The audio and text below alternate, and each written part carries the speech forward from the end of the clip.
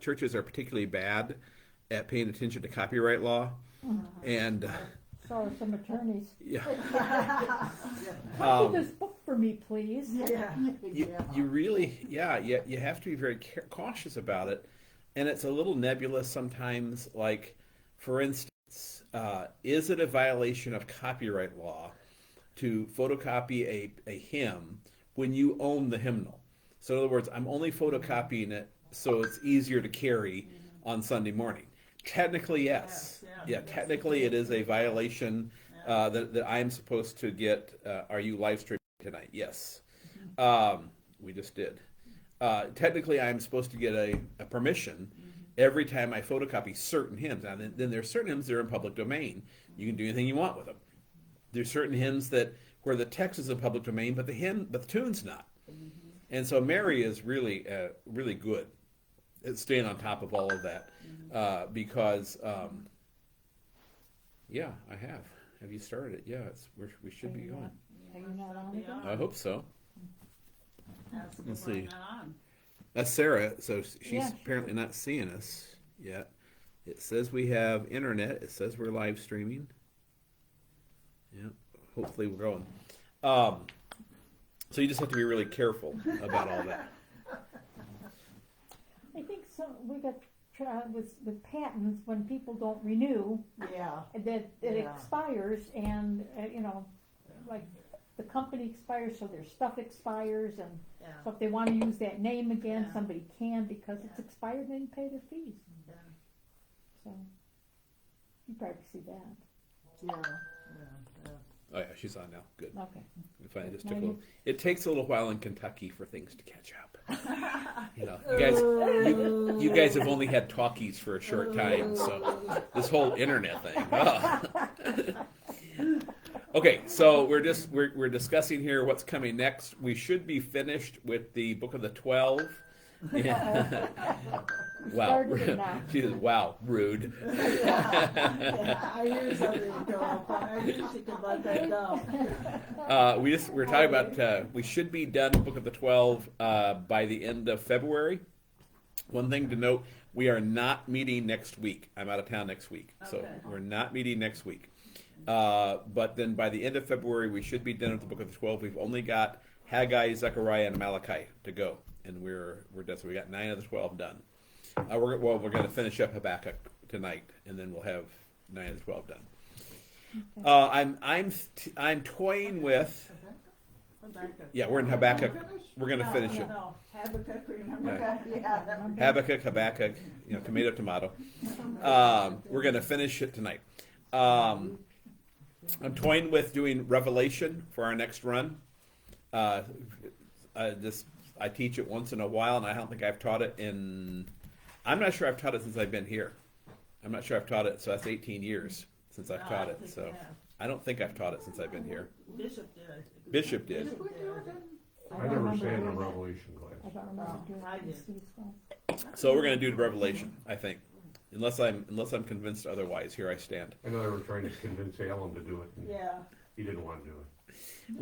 We typically don't, but I've just been I've been reading a lot of stuff and seeing a lot of stuff on the internet about signs, and this is the end of the world, and this, all you have to do is see this happen and that happen, and that's not what Revelation's about. It's not to give us a timeline for the end of the world, but it is rich in giving us hope, and especially when governmental systems are not going our way, it gives us great hope and remembrance that, oh yeah, God's in control, not any governmental system, whether it's one you like or one you don't like.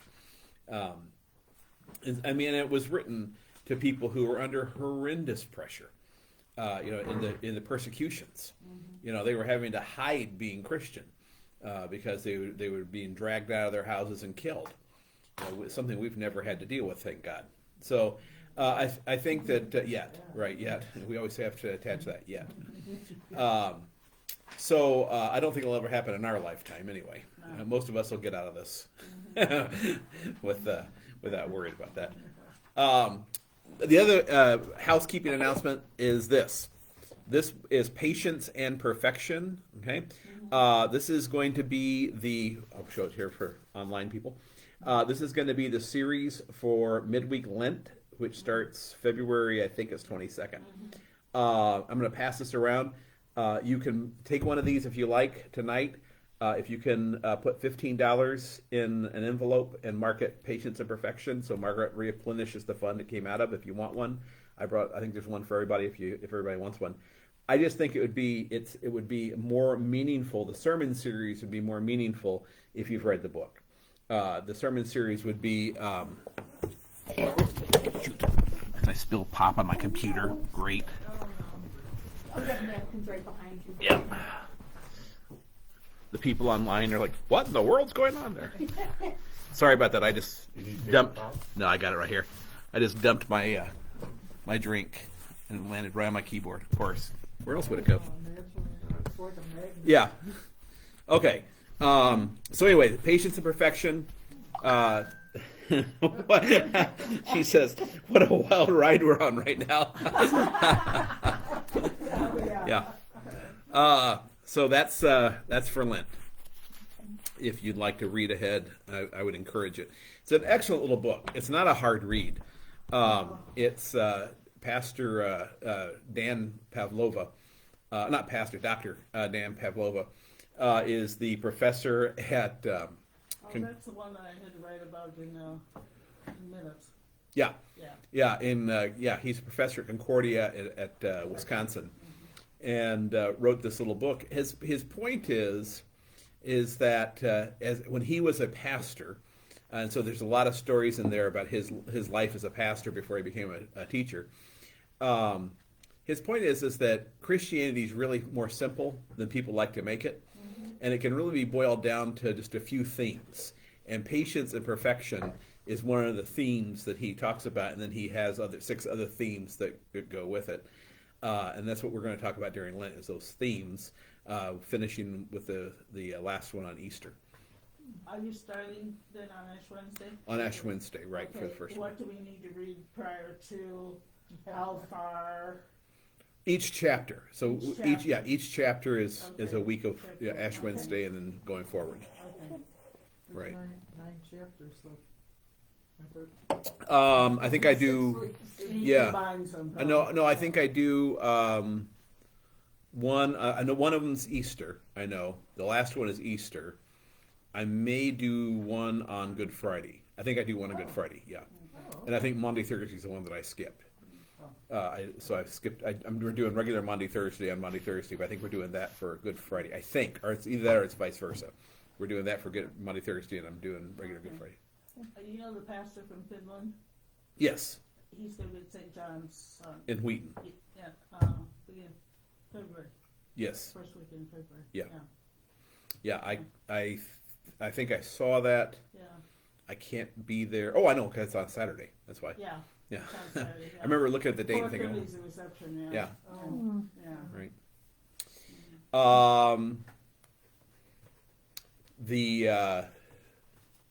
Okay, let's get in. I think that's all I needed to talk about. We can get into Habakkuk. $15. 15, yeah. If you can put $15 in the offering plate, that helps replenish the fund. Just mark it in an envelope. I think actually Margaret has some envelopes out there, I think, that says Patience and Perfection on them. Okay. Or she doesn't, they'll be out there Sunday. We are at Habakkuk 2:6. Habakkuk 2:6.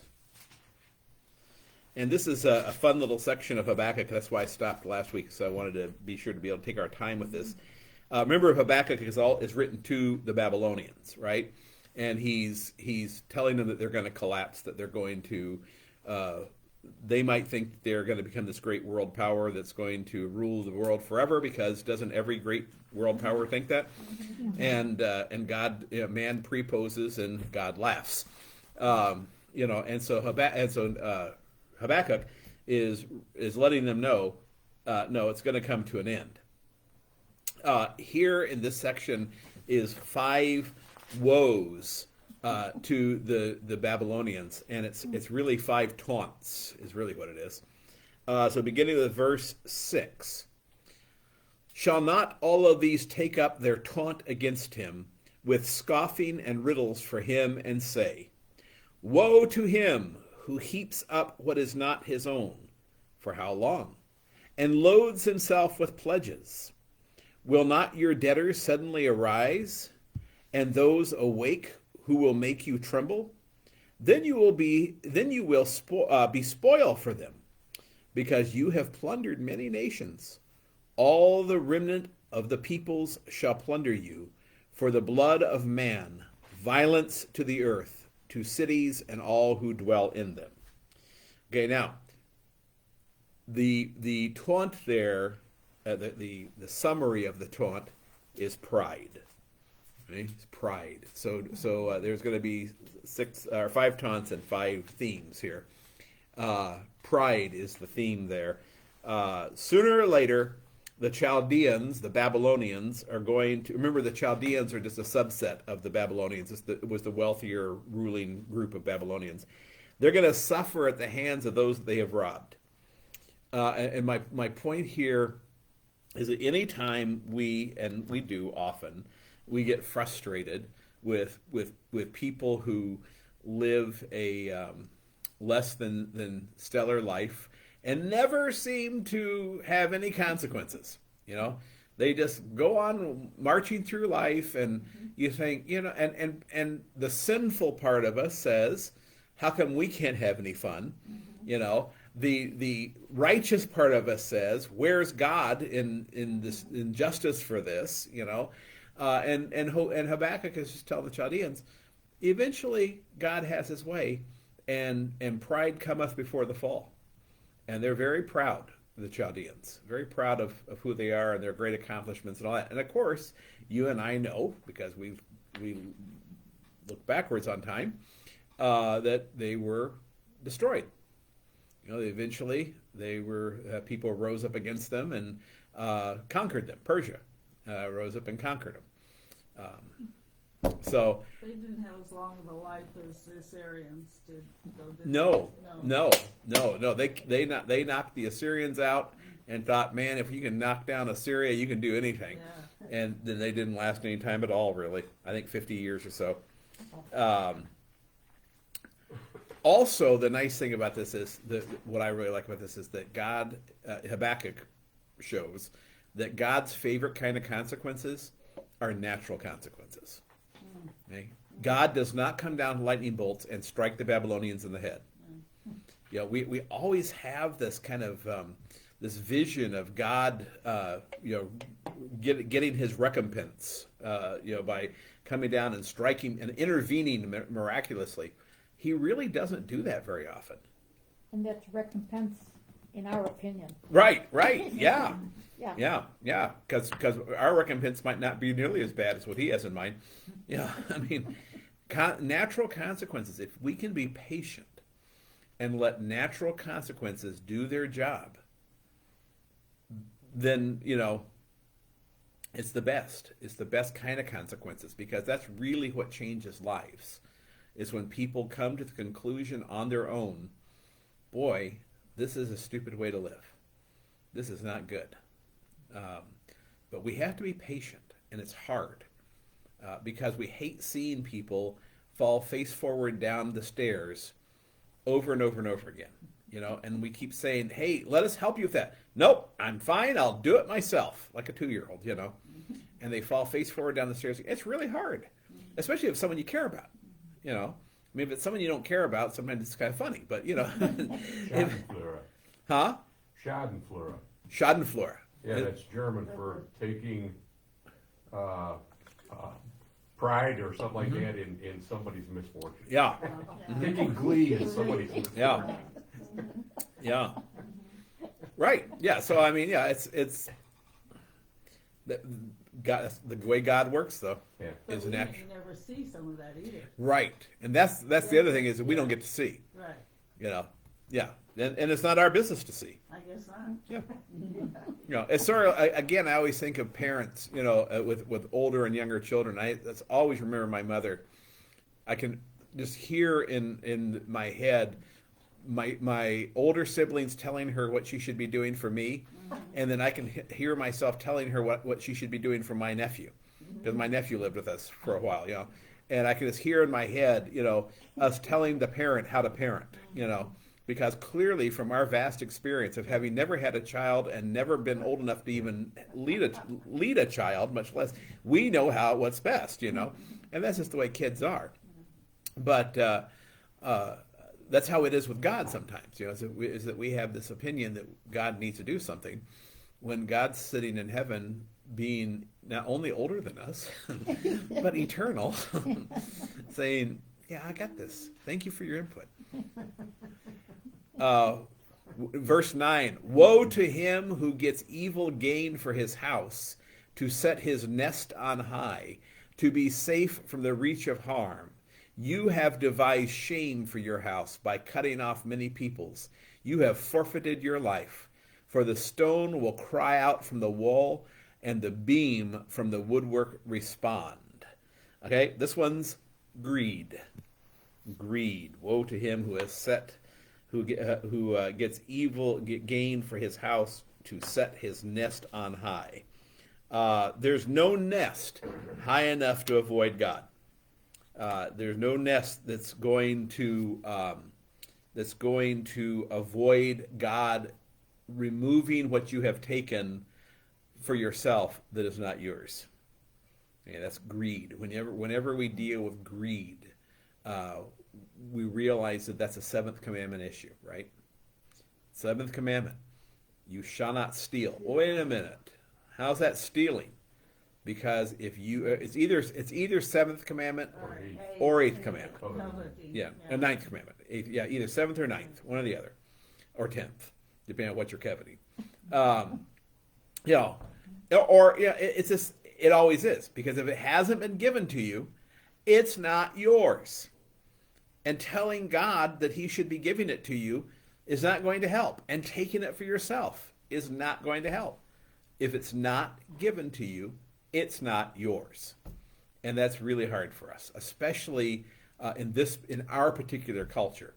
I think it's a little easier in some cultures where there's more acceptance of this is my position in the world, and that's okay.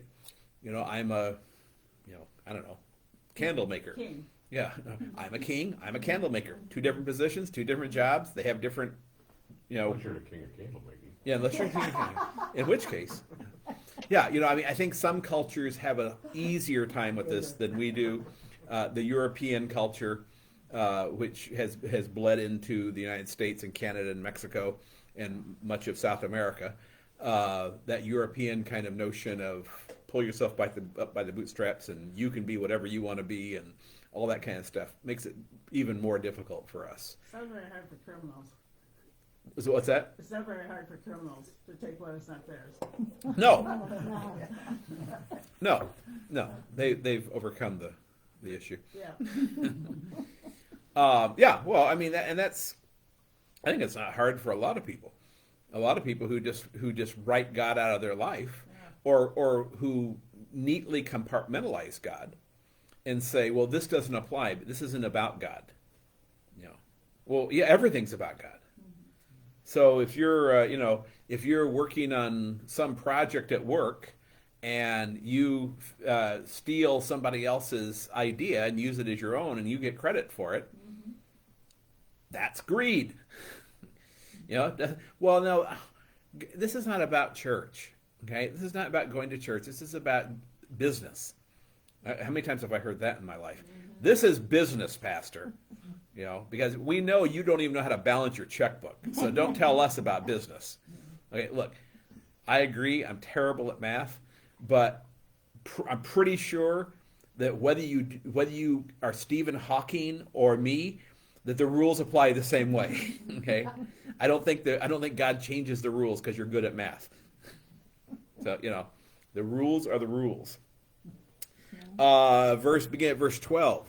Woe to him who builds a town with blood and founds a city on iniquity. Behold, it is not from the Lord of hosts that peoples labor merely for fire, and nations weary themselves for nothing. For the earth will be filled with the knowledge of the glory of the Lord as the waters cover the sea. Okay, this one's violence. Building a town with blood. Does not matter how secure your walls are when they're built with blood, when they're built with iniquity, when they're built with violence. Violence against God's people will be avenged by God. That's what this tells us. We never have to worry about getting even. That's never has to be part of our thought process for in any situation, that we somehow have to get even. That's a hard concept for a lot of people. It feels unjust. You know, this is we get into it in the New Testament when St. Paul talks about taking one another to court. You know, you don't do that. You know, you don't sue people over money and gain. You know, if they have taken something from you unjustly, it's better for you just to let them have it, because in the end, God takes care of all of that. It's not where I tell this to families all the time who are fighting over inheritance. It's not worth it. Let it go. Okay, it's not worth it. That rocking chair is not worth the relationship with your brother or sister. It's not worth it. You know, stop. It's just stuff. And heavens knows, all of us at this table have gotten to the point in our lives where we're trying to get rid of stuff.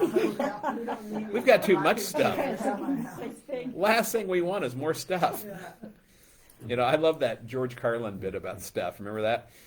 George Carlin has a thing about you get a whole bunch of stuff, and then you fill your house up with stuff. So you buy a bigger house and you fill it with stuff, and then you start renting places to put stuff. Before you know it, you got stuff all over the world. And it's true, it just happens. I mean, I look around our house and I think, how have we done this to ourselves? Every closet is full, every drawer is full of what? Stuff. I'm guilty of it. Oh my gosh. Yeah, I emptied the junk drawer when I was over Christmas break. I got sick of the junk drawer. I took a box. I emptied the whole junk drawer into the box and put the empty drawer back in. I opened the drawer the other day and it's already got stuff in it. I haven't even gone through the box that I emptied. Danya assures me that she's got it under control. It is not independently reproducing, she says. Okay. Beginning at verse 15. Woe to him who makes his neighbors drink. You pour out your wrath and make them drunk in order to gaze at their nakedness. You will have your fill of shame instead of glory. Drink yourself and show your uncircumcision.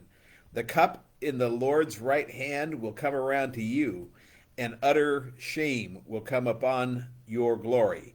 The violence done to Lebanon will overwhelm you, as the destruction of the beasts that terrified them, for the blood of man and violence to the earth, to cities and all who dwell in them. Let's see, where do I want to go with this? Okay. For what profit is an idol when the maker has shaped it? A metal image, a teacher of lies? For its maker trusts his own creation when he makes speechless idols.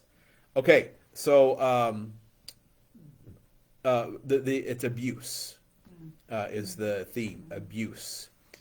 God will treat the exploitation of his people harshly. Whoever exploits God's people for their person or goods will suffer at God's hand. This one particularly should be frightening to the porn industry today, which it does nothing but exploit people. It's horrendous. It's all part of sex trafficking. Don't believe me. If it were not for the pornography industry, sex trafficking wouldn't be an issue. Don't believe for a second when the porn kings say this has nothing to do with sex trafficking. We're not sex trafficking. These are all legal adults and blah blah. Look, no little girl or little boy ever comes to their kindergarten class and say, "When I grow up, I want to be a porn star." Okay, no one says that. Okay, the only reason a person is a porn star is because there's some problem. There's something missing in their lives. There's something missing inside them. There's something missing in their family. There's when I always say with psychology and counseling, when 2 + 2 = 5, you have to start looking for what you're missing, because you're missing something. Okay, because you can't just say, well, it's just I'm a free human being, and I choose to make my living with pornography. Yeah, there's something missing there. Nobody does that. Nobody does that. And this is that, I think, is the height of exploitation in our culture of human beings. It used to be just women, or mostly women. Now it's pretty much equal. Men and women are mutually exploited. Oh, the gay porn industry is huge. Huge. So. Yeah. There's a whole ministry in downtown Chicago. I can't think of the name of it right now. Dedicated to helping gay boys get off the street and get out of prostitution. I can't think of the name of it anymore. But when we used to do Center for Student Missions before they closed during COVID.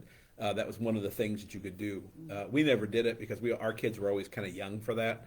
But if you brought like college age kids down there, you could work with that group that helps young male prostitutes get off the street. Yeah, I mean, it's a whole industry, just a whole industry. Yeah, and boy, that is the definition of abuse of human beings. To use a person. I tell my kids in confirmation when we get to the Sixth Commandment that so often we look at the Sixth Commandment and we think, oh, well, that just means that married people shouldn't sleep with other people. It's so much broader than that. It has to do with living a holy and pure life in all that you do and say as a human being, with your body, with your person. Not just with your words and not just with your ideals, but with your whole person, and treating your body and treating other human beings as human beings and not as some kind of object.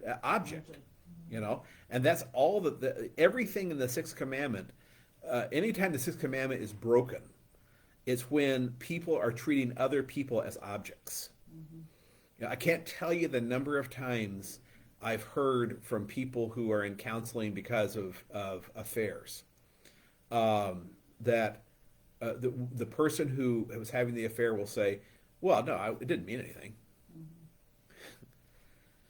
I've never heard someone say, well, no, I was deeply in love with that person. It was always, no, it didn't mean anything. Yeah, it was just, I don't know.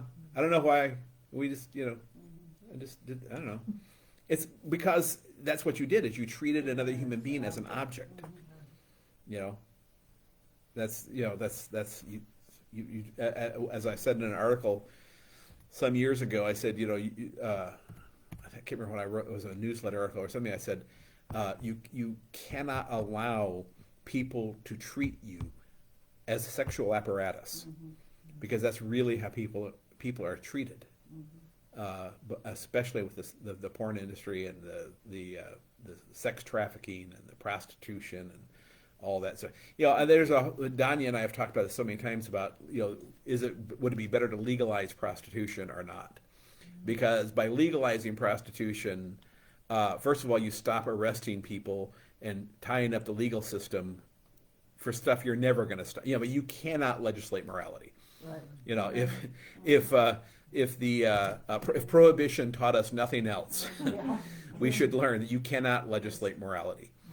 So on the one hand, and then also there could be government regulations that try to regulate the industry and at least keep children out of it,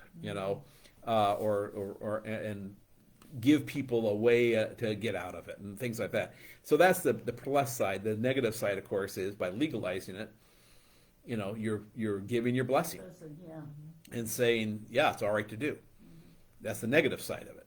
It's hard. I don't think there's an easy answer for that. Just to take that a step farther, then what do you do about murder? I mean, you can All- say that about I'm all for anything, legalizing and we murder. have a law against it. Huh? I'm all for legalizing murder as long as I'm the one that gets to pick. But I mean, really, you can almost apply that to almost Oh, every law that's everything, made. anything, Right. yeah. And Right. it's weird. You're right, though. After a while, you just get to thinking, I don't know, maybe we should legalize drugs. But we Maybe have should legalized, this. but we do legalize murder, right? In we a do. way. We do legalize it. And that's the problem with all these moral issues, Mhm. is there's always excuses. There's Right. always special conditions. I mean, and God allows murder. Yeah. God says, if the government says, then the government has the right to declare war and kill people or to kill prisoners or whatever. My argument against capital punishment is not that capital punishment is wrong. My argument is that our legal system is so retarded that we have no business carrying out the ultimate punishment, especially in the state of Illinois. I mean, some places it might be better, but Which is not here right now. you know. Man. So and Sarah mentions abortion. Oh, Yeah, we legalize it in order to, in an effort to, because the argument was that all these people are dying from back alley abortions. Yeah. And now what did that lead to? More. Abortion used as birth control. Yeah. So I mean, it's this. Part of me says, just a hard right wing answer. No, if God says no, then you don't legalize it. Sorry, there's no legal. You can't legalize any kind of prostitution. It's all illegal. I still think that from a perspective of our justice system, which we don't have, our legal system, Right. we don't have a justice system. But from the perspective of our legal system, we have to find a better way to handle it than locking people up. I don't think it's useful to lock people up for prostitution. I don't think it's useful to fine them, because if they had money, they wouldn't be prostitutes. So what do you do? Well, when you lock them up, they'll get out and do the same thing over Right. again. Right. So what do you It's do? not helping them. Yeah. What do you do? If you don't legalize it, if you take the hard right answer and say God says no, we say no. It's a society. It's illegal. Okay. But then what do we do for someone who breaks the law? Right. What do we do about that? That's the hard question that I don't have any pat answer for. Because if I did, then I would be sitting in Springfield in the governor's mansion. Get rid of the drugs. What? Get rid of the drugs. You're right. I heard somebody make a really good argument one time that if they ever funneled all their resources into fighting drugs and getting rid of drugs somehow, that 90% of the other crimes wouldn't even happen. Oh, yeah. Well, but we did that, didn't we? I mean, that was the big war on drugs. Yeah, but we never made a dent in it. No. The more we fought it, the more. The more Yeah. drugs came in from other countries. Yeah. Yeah, that's the thing is that And they took prescription drugs. right. So, there. Yeah, and now and tell me if I'm wrong, but isn't heroin a lot cheaper than it used to be now? Yes. It's because they get I fentanyl. have no idea. I mean, didn't heroin that was a rich person's drug, wasn't it? Yeah, Oh, yeah. I thought so, and now all of a sudden heroin's like $25 a bag. You can buy a little baggie of heroin for like $25. I have no idea. Yeah. Well, last time I went down the street and tried, that's what last baggie I bought. Is that what your That's what I was going police for. guy said? Yeah, no, I read it on the internet when it was talking. There was an article I was reading about the opioid addiction and opioid problem, and it's so cheap. It's like anybody can afford this now. And it's very ready, it's available. Oh yeah, Yeah, It's everywhere. It's Everywhere. more, yeah, it's more available. Yeah. They'll deliver it to your house. and Right. heroin is phenomenally addictive. Just phenomenally addictive. I mean, one hit of heroin and you've got a monkey on your back. Well, you got fentanyl now. You don't need heroin. Yeah. Yeah. Now, the good news is, No, kill you just like that. okay, the last one before Marilyn has to leave, we'll get her the last woe here. Woe to him who says to a wooden thing, awake, to a silent stone, arise. Can this teach? Behold, it is overlaid with gold and silver, and there is no breath in it at all. But the Lord is in his holy temple. Let all the earth keep silence before him. Idolatry. So the five woes are pride, greed, violence, abuse, and idolatry. Pride, greed, violence, abuse, and idolatry. And the way Habakkuk makes it sound, the way all the prophets make it sound, it's how foolish it is to worship an idol. Can a wooden thing say anything back to you? Can a wooden thing? And But that's what they don't want anything to say right, back to them. Yeah. right, yeah, and that's a very good point. Is that while I think in Habakkuk's time, people were looking for idols to give them guidance and give them, tell them which way to go. I'm not sure that's true today. No. I don't know. I don't know that everybody who has an idol wants their idol to do anything but say, "Yeah, you're doing a great job. You're fantastic." You can find it all right here. Yeah, right. Right Yeah. there on that internet. Everything you need is right Yeah, here yeah. with Dr. Google. So how close is this to the 7 deadly sins? Yeah. Well, Pretty close, isn't it? there's some overlap. That's for sure. Yeah. Pride, greed. Let's see. What's the 7 deadly sins? Pride, greed, gluttony. That's one I hate. That's the one I always want to forget. Yeah. Now I can't remember the 7 deadly sins because I've got these in my head. Let's look it up real quick. Dr. Google. Thank goodness we have that. Lust. Yep, lust is there. That's idolatry. Oh, it made that. Okay. I mean, that could be. That's what I'm saying. It could be idolatry. Let's see. Or abuse. It could also be abuse. Historical sins. Nope, that's not going to tell me. Come on. I just want a list of the 7 deadly sins. I know. Lust, gluttony, greed, sloth, wrath, envy, and pride. Oh, sloth and wrath. That Okay. I would never remember. So No. Anger. wrath could go under violence. Yeah. Yeah. Lust could go under either idolatry or abuse. Gluttony could go under abuse because it's self-abuse. Sloth, I don't know where we'd put sloth. Envy could go under greed. And pride is pride. So yeah, there's quite a bit of overlap there to the 7 deadly sins, isn't there? Yeah. So the Catholics weren't all wrong. Yeah. They had Habakkuk on their side. Okay, chapter 3, a prayer of Habakkuk the prophet according to Shigionoth, which we don't know what it is. We think Shigionoth is a musical term. It also occurs in the Psalms.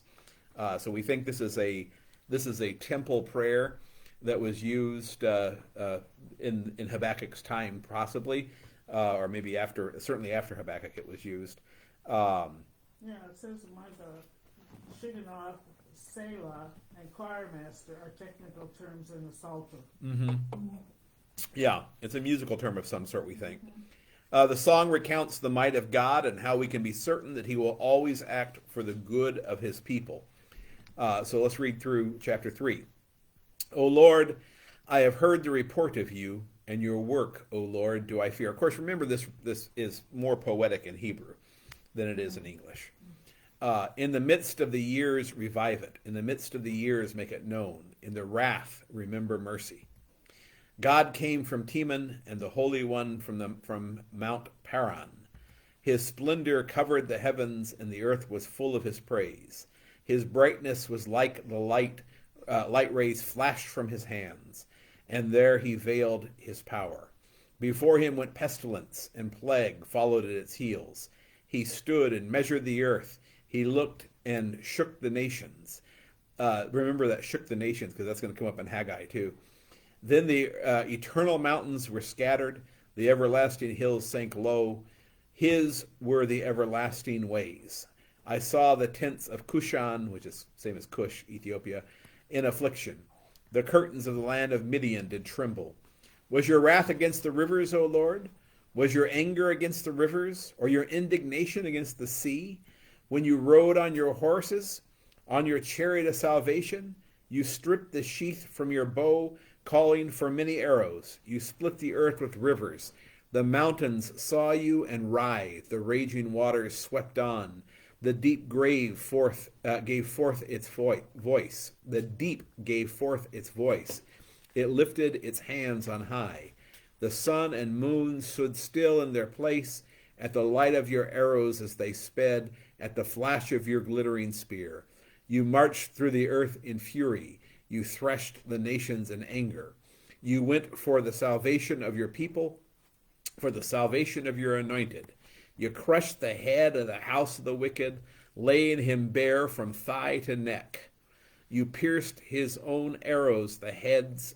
You pierced with his own arrows the heads of his warriors, who came like a whirlwind to scatter me, rejoicing as if to devour the poor in secret. You trampled the sea with your horses, the surging of mighty waters.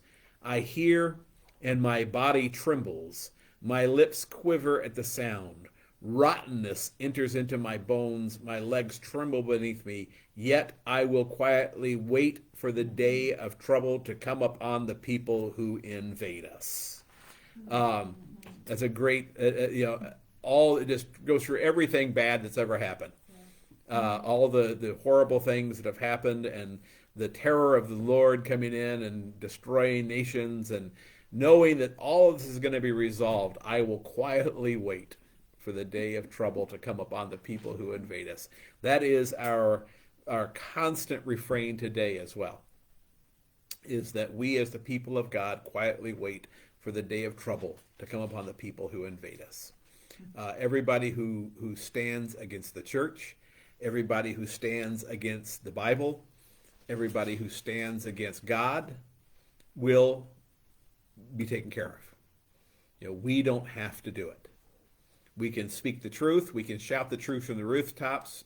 We can continue to proclaim the message, but we don't have to take action against people who are doing this.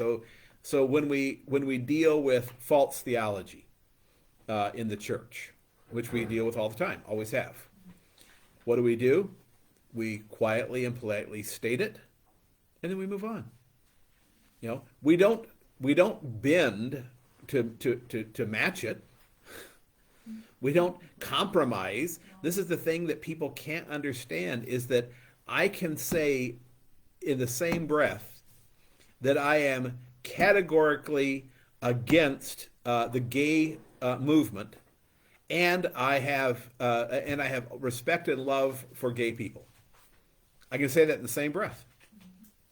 I love the people because of the people.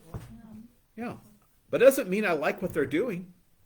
Or they, talking about the movement. Okay, I can say categorically that I completely believe that there are church bodies that are teaching the Word of God falsely, and at the same time, I can say I love and respect the people of those church bodies because they're people. So it's not for me to condemn people, but it's also not for me to lie and not tell the truth about what they're saying. We have to say both, and that's where it's hard. As Christians, we're called to say both things, and sometimes it gets confusing to us. So it's certainly confusing to the world. Sometimes we get confused too. Now, wait a minute. Aren't we being mean and hateful if we say that these people are wrong? No, we're just saying these people are wrong. I know what you're saying, and I confronted someone like that who was a Roman Catholic, and he was talking to his Muslim friend, and I said, tell them. Yeah. And I said, you have to tell them they're wrong. Right. And he said, no, I can't do that. Right. Yeah, well, especially Roman Catholic theology. Yeah. They believe that many Roman Catholic, I can't say they because it's like it's not a single. Yeah. As you get 5 Roman Catholics in the same room, you'll have 5 different opinions. Yeah. But the theology of the church says that if you don't teach against Christ, then you'll be okay. So as long as Karl Rahner taught that as I think it was called Anonymous Christianity, but I'm not positive. But he was a priest, a Jesuit priest, who taught that, and they caught on to that and they loved it. So the point is that everybody gets to heaven in their own way. This is, if you listen to Francis talk, you'll hear this. Yeah. You know, that everybody, you just have to be patient with them, and they'll come to see the truth, you know, as they come along, and they're okay. You know, well, who goes to hell? Well, only people who categorically reject Christ, even though they know him. That's the only person who could possibly go to hell, according to them. There's no possibility of accidentally going to hell.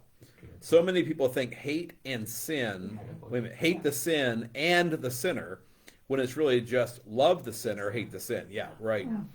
Right, yeah.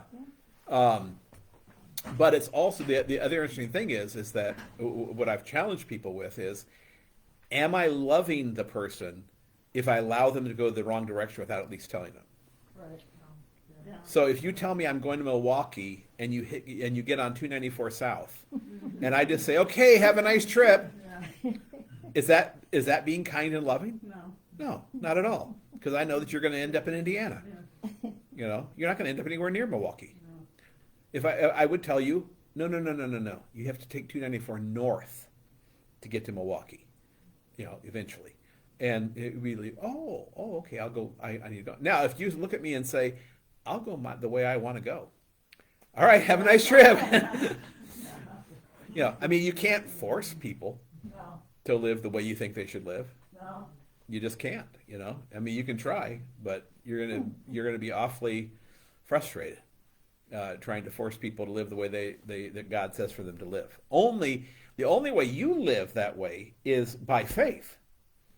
You got to remember that you don't have any power to live according to the truth. That's all from God. God has given you that power. Okay? God has given you the faith, and you have fed the faith. You know, what part have you played? Well, you have chosen to feed your faith. You know, if you choose to starve your faith, then it'll die, and then you won't have that power anymore. Okay, Habakkuk 17. Though the fig tree should not blossom, nor fruit be on the vines, the produce of the olive fail, and the fields yield no food, the flock be cut off from the fold, and there be no herd in the stalls, yet I will rejoice in the Lord. I will take joy in my God, the God of my salvation. God the Lord is my strength. He makes my feet like the deer's. He makes me tread on my high places. To the choir master with stringed instruments, so it's instructions for the hymn. So he finishes this hymn. He spends the first 17 verses complaining, and then he finishes the hymn with the joyful exclamation of God's might and glory. Nothing in this life can separate us from the love of God. St. Paul picked that up. 8 o'clock, Romans 8. Neither life, nor death, nor angels, nor demons, nor whatever. Nothing can separate us from the love of Christ, from the love of God in Christ Jesus, right? That's where Habakkuk, that's where St. Paul picks it up. St. Paul, everything St. Paul, remember St. Paul's texts were all Old Testament, because there wasn't a New Testament yet. So he was an Old Testament preacher. That's all he preached on. And so when he says stuff, you can hear, especially when you know the minor prophets, and you read Paul, you can hear them echoed over and over again. You can hear Isaiah, you can hear Jeremiah, you can hear Ezekiel over and over and over and over again, because those are the texts that St. Paul had, that he was using. So you look at this and you see Habakkuk say, God the Lord is my strength. Nothing can separate me from God. St. Paul says, I am not ashamed of the gospel, for it is the power of salvation. God, the Lord is my strength. All right. That's it for Habakkuk. Anything else? Any questions on Habakkuk? Okay, we're going to move into Haggai. And we're going to just at least do the introduction to Haggai, and then he's only 2 chapters long, so he won't take long. And then we'll pick him up. You want to take one and pass it? Then we'll pick him up and finish him up in 2 weeks. Next week, remember, there's no class next week, so I'm going to be out of town.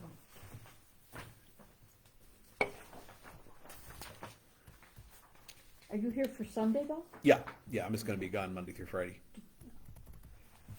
Give these back. Let's see. Okay. Haggai the Horrible. Yeah. And Haggai happened, if you go forward from Habakkuk and you go through Zephaniah, then you get to Haggai. Yeah, I went the wrong way. So the last three books Something about- are really easy. Haggai, Zechariah, Malachi are all in order. They're the last three prophets. They're what we call the post-exilic prophets, which means these are the guys who wrote after the exile. So once they were back from the exile. So Luther on Haggai. Haggai is the first prophet given to the people after the Babylonian captivity. And by his prophecy, the temple and worship of God were set up again. In addition, Zechariah, which we'll talk about after Haggai, was later given to him as a companion for a period of 2 months. So by the mouth of two witnesses, the word of God might be more surely believed. Interestingly enough, Haggai is 2 chapters long, and Zechariah is 14. So he was only there for 2 months, but he had a lot to say. For the people had fallen into great doubt whether the temple would ever be rebuilt. So if you read Ezra and Nehemiah, that's the story of the people coming back from Ezra, Esther, and Nehemiah, but mostly Ezra and Nehemiah. People coming back from exile, and they get sent back by Cyrus, and they're going to rebuild the temple, and everything's going to be great. And Nehemiah is preaching unto them about how to do it, and they're going to build the walls of Jerusalem. And then there was some pushback because remember the land wasn't just unoccupied while they were gone. People were there, and so these were like the upper echelon that had been taken into captivity who were returned, but all the plumbers and carpenters and HVAC people were still hanging out, and they've been there the whole time, all 70 years, and the Samaritans were there. They had grown because remember they had intermarried. The Assyrians had taken them into captivity, and some of them had come back, and they'd been intermarried with other people, and there's just a whole lot of confusion. Okay, that's a whole nother story when you read Ezra and Nehemiah. So they got some pushback. So apparently the people kind of said, okay, well, maybe we won't build the temple, or we'll build it later. And that's where Haggai comes in, is where they've kind of said, well, we'll focus on something else. We don't want to deal with all this stress. Luther said, it is our opinion that Daniel is speaking of this prophet, where he says in chapter 9, from the going forth of the commandment to restore and rebuild Jerusalem to the coming of Christ, the Prince, there shall be 7 weeks, and 62 weeks, etc. For although a decree had gone out earlier from King Cyrus that the temple should be rebuilt at Jerusalem at the king's expense, yet it was hindered into the time of Haggai and Zechariah. When God's commandment went out through their prophesying, then the work went ahead. Ezra 1:1-4, 4:4-6, and 15. Haggai denounces the people, however, because they had given no thought to setting up the temple and worship of God, but had feverishly grubbed and scraped, good old Luther, only for their own property and houses. For this reason they were afflicted with famine and with loss of produce, wine, grain, and all sorts of crops. This was an example to all the godless who pay no heed to God's word and worship and are always filling their own bags. It is to them alone that this text applies when he says, their bag shall be full of holes. It's from Haggai. So we find in all the histories that when men will not support God's servants or help to maintain his word, he just lets them go and grub for themselves and scrape incessantly. However, in the end, he punctures the bag full of holes. He blows into it so that it disintegrates and vanishes, and no one knows what has become of it. God intends to share their food, or they'll not have any. He prophesies also of Christ in chapter 2, and he shall soon come as a comfort of all nations, by which he indicates in a mystery that the kingdom and the laws of the Jews shall have an end, and the kingdoms of all the world shall be destroyed and become subject to Christ. This has already taken place and continues to take place until the last day when it will all be fulfilled. Okay, that's from Luther. This is from the Study Bible. When the first wave of Jewish exiles returned from Babylon to Jerusalem in 538 BC, they began to rebuild the temple, but soon gave up. Inspired by the prophetic ministries of Haggai and Zechariah, they finally completed the task in 516. So that's 38 to 16 is 22 years? It took them to rebuild the temple, to start rebuilding the temple. Haggai rebuked the people for living in paneled houses while the house of God remained in ruins. He warned that despite their best efforts, their wealth would never suffice because the Lord was not pleased with their neglect of his temple. He called them to repent and renew their covenant with God, with the God of their fathers. He assured them that God would achieve this purpose for his people and all of the nations. The rebuilding of the temple symbolized God's restored presence among his people. Let's look briefly at Leviticus 26. Leviticus 26.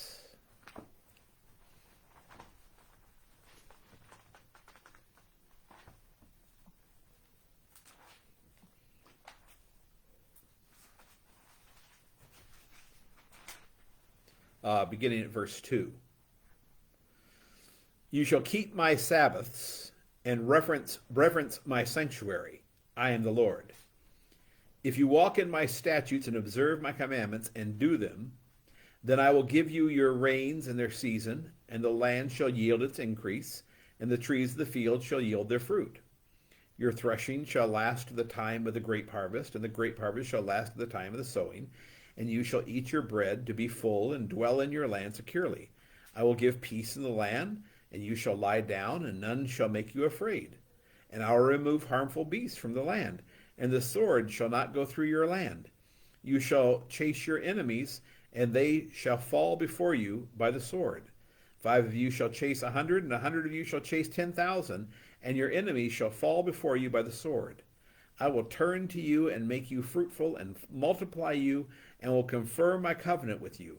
You shall eat old store long kept, and you shall clear out the old to make way for the new. I will make my dwelling among you, and my soul shall not abhor you. I will walk among you, and will be your God, and you shall be my people. I am the Lord your God, who brought you out of the land of Egypt, that you should not be their slaves. And I have broken the bars of your yoke, and made you walk erect. But if you will not listen to me, and will not do all of these commandments, if you spurn my statutes, and if your soul abhors my rules, so that you will not do all my commandments, but break my covenant, then I will do this to you. I will visit you with panic, with waste and disease and fever that consume the eyes and make the heart ache. And you shall sow your seed in vain, for your enemies shall eat it. I will set my face against you, and you shall be struck down before your enemies. Those who hate you shall rule over you, and you shall flee when none pursues you. And if in spite of this you will not listen to me, then I'll discipline you again, sevenfold for your sins, and I will break the pride of your power, and I will make your heavens like iron and your earth like bronze, and your strength shall be spent in vain, for your land shall not yield its increase, and the trees of the land shall not yield their fruit. Then, if you walk contrary to me and will not listen to me, I'll continue striking you, sevenfold for your sins. And I'll let loose the wild beasts against you, which shall bereave you of your children and destroy your livestock and make you few in number, so that your roads shall be deserted. And if by this discipline you are not turned to me, but walk contrary to me, then I will also walk contrary to you. And I myself will strike you sevenfold for your sins, and I will bring a sword up on you, that you shall execute vengeance for the covenant. And if you gather within your cities, I will send pestilence among you, and you shall be delivered into the hand of the enemy. When I break your supply of bread, 10 women shall bake your bread in a single oven, and shall dole out your bread again by weight, and you shall eat and not be satisfied. Okay, and it just keeps on and on and on and on and on. What is God's point?